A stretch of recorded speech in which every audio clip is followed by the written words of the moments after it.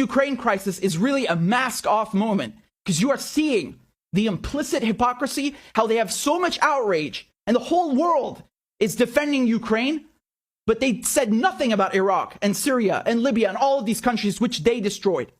They want to support Ukrainians' right to resist. You know, if you want to take up armed resistance in Ukraine, that's totally fine, right? They're even going to go and crowdfund the weapons for you online, and they're even going to come and fight with you. But if you're a Palestinian, well, screw you. If you're an Iraqi or Syrian and you're resisting the Israeli occupation or the American occupation, you're a terrorist. They want sovereignty and respect sovereignty for Ukraine, and they respect its territorial integrity. What about Syria that gets bombed every week by Israel?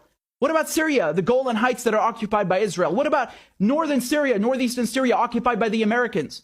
You set the Middle East on fire. Libya, Syria, Somalia, Yemen, Afghanistan.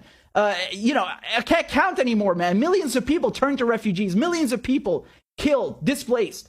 Look how they treat them. The people are saying we'll accept white refugees because they look like us. They're civilized. Oh, and Syrians and Iraqis and the people whose lives you destroyed, they're not civilized? They don't deserve to seek refuge? What kind of bullshit double standard is that? The whole point of being a refugee is that you're taken in and you're protected, no matter where you come from.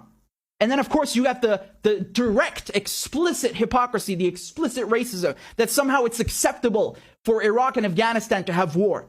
That it's somehow acceptable to just take in white refugees and stop the black people who are fleeing from Ukraine and stop the Syrians and the other Arabs who are coming in to seek refuge.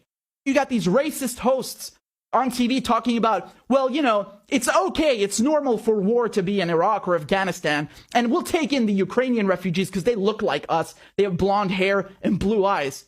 And every day, it's in the media, it's from the politicians. You know, they want to do everything to give Ukraine weapons, to help Ukraine resist the occupation.